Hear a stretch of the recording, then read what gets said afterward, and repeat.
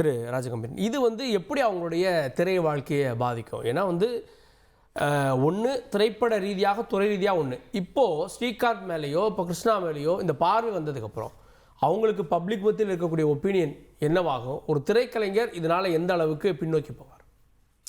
திரைக்கலைஞர்களை யாரும் ஒழுக்கத்தின் அடையாளமாக எப்பொழுதும் பார்ப்பது கிடையாது. அது ஒருவேளை எம்ஜிஆர் காலத்தில் இருந்திருக்கலாம். சமகாலத்தில் அப்படிலாம் திரைக்கலைஞர்களை ரோல் மாடலெல்லாம் வச்சுட்டுலாம் யாருமே சினிமாக்காரன்னா அப்படி தான் இருப்பான்னு நினைக்கிற அளவுக்கு பொது புத்தி தான் இருக்கிறது ஏற்கனவே. அதனாலெல்லாம் இவர் இமேஜ் இறங்கும்னு நான் நினைக்கல. அவர் பேசு பொருள் ஆயிருக்காருன்னு கூட நான் நினச்சிக்கிறேன். நெகட்டிவ் பப்ளிசிட்டி கூட அவருக்கு வந்திருக்கு, அப்படி தான் நான் நினைக்கிறேன். ஏன்னா அவரை மறந்துட்டாங்க மக்கள்.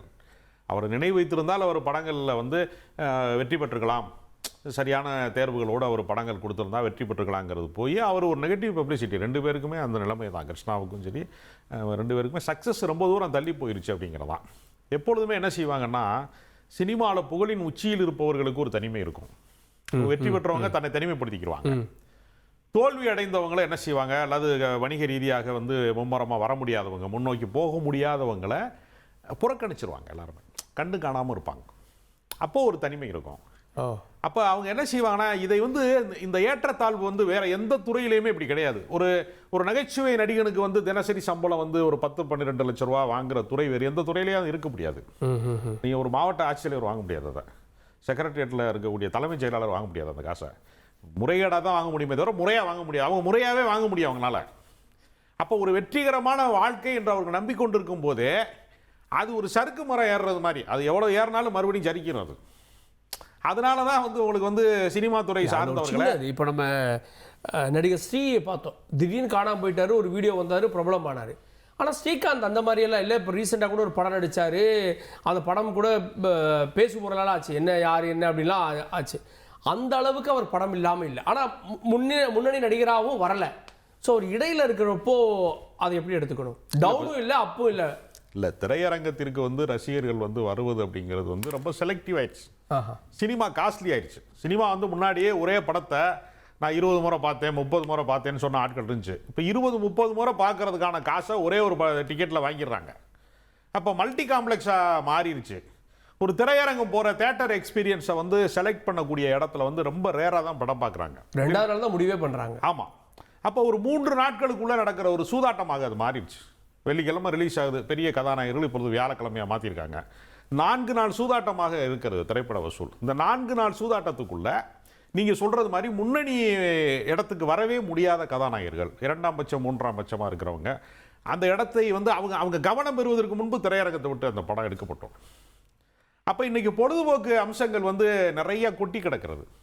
சமூக வலைதளமாகவோ அல்லது ஓடிடி தளமாகவோ சேட்டலைட்டாகவோ ஏதோ பல வடிவங்களில் பொழுதுபோக்கிற்காக திரையரங்கத்தை மட்டுமே சரணடையக்கூடிய ஒரு சூழல் இருந்தது கடந்த காலங்களில்.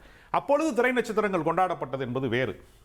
இப்போ அந்த மாதிரி சராசரி மனிதர்கள் பார்க்கிற திரையரங்கங்கள்லாம் மூடப்பட்டு கல்யாண மண்டபம் ஆனதுக்கு பின்னாடி, மல்டி காம்ப்ளெக்ஸ் வந்ததுக்கு பின்னாடி இன்னைக்கு ஒரு கார்ப்பரேட் கல்ச்சர் வந்துருச்சு அதுக்குள்ள. சினிமாக்குள்ள சினிமா திடீர்னு பார்த்தீங்கன்னா 200 கோடி 300 கோடி சம்பளம் வாங்குறாரு, 500 கோடிக்கு பிஸ்னஸ் ஆகுது என்கிற ஒரு கட்டமும், இன்னொரு பக்கம் சிறு படங்களுக்கான எதிர்காலமே இல்லாமல் போயிட்டே இருக்கு.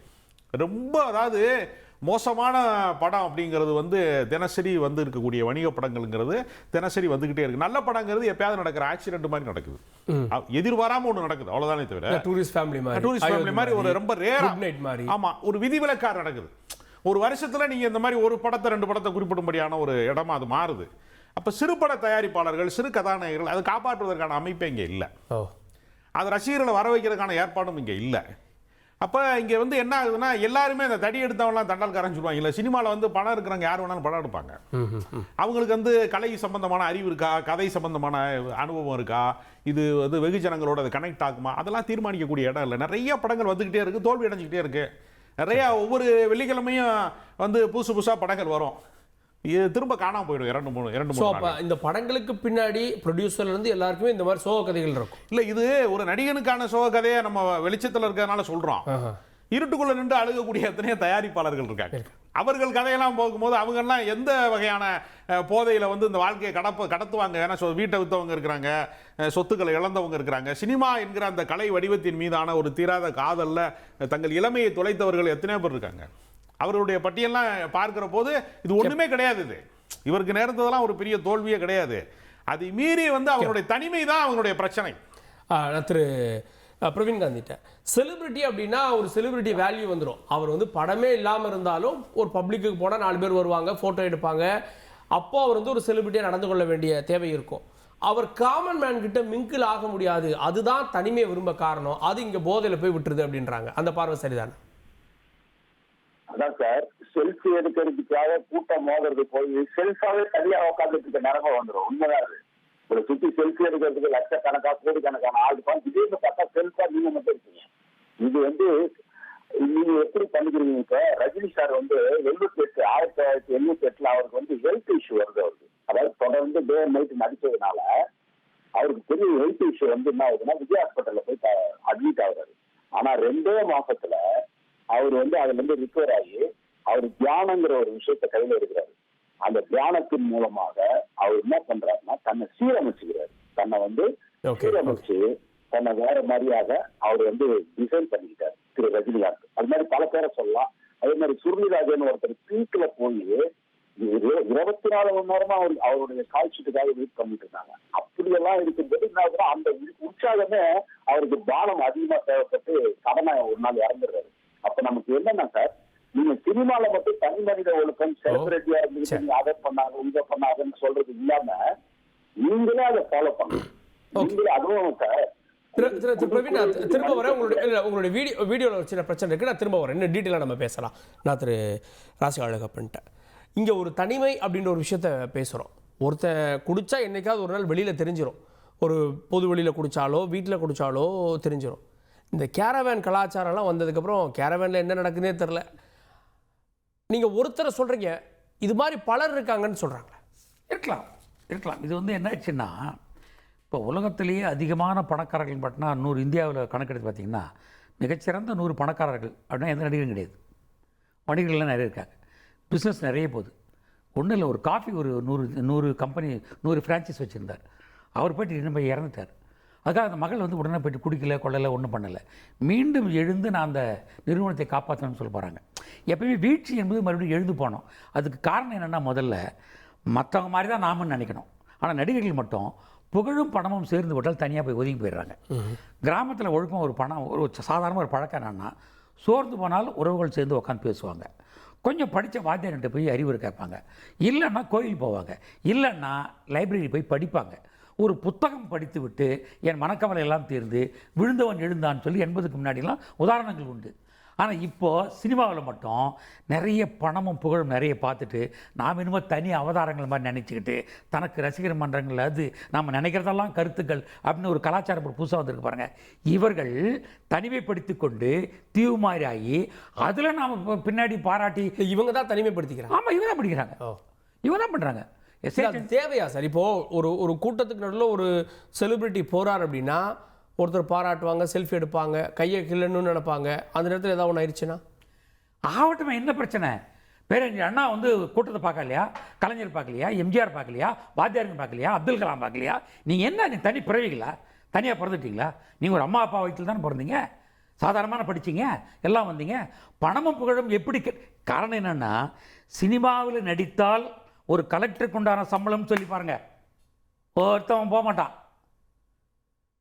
ஒரு உலகத்தில் உழைப்பு என்பது, ஒரு விவசாயி வேலை செய்கிறான் 1000 ரூபா, ஒரு கட்டடக்கால வேலை செய்கிறான் 900 ரூபா, இன்னொருத்தர் வேலை செய்கிறான் 1500 ரூபா, ஐடியில் வேலை செய்கிறாங்க 3000 ரூபா 5000 ரூபா, ஒரு கலெக்டர் வேலை செய்கிறாரு 1.5 லட்சம். அப்படின்னா என்ன அர்த்தம்? ஒரு நாளைக்கு 5லேருந்து 10,000 தான். ஆனால் இங்கே ஒரு நாளுக்கு கோடி, 1.25 கோடி. அப்படின்னு என்ன பண்ணுறது தெரியல. அது முன்னணி நடிகர்களுக்கு தானே சார், நம்ம அவங்கள மட்டுமே ஒரு அளவுகோலா விடுங்க. லட்சத்துக்கு வாங்க, அட 50,000த்துக்கு வாங்க, அதுவும் அதிகமான பணம் தானே. நீங்கள் உழைக்கிற பணத்துக்கு அதிகமாக கிடைக்கிற போது அது தன்னுடைய உழைப்புக்கு வந்து சேர்க்கணும், குழந்தைங்களை பார்த்துக்கணும், அசட்டாக வச்சுன்னு நினைக்காம இப்படியே தான் காலமுறை இதுன்னு சொல்லி தனியாக தீவாக ஒதுங்கி போகிறாங்க. ஒரு தனி கலாச்சாரம் ஒதுங்கி போகிறாங்க.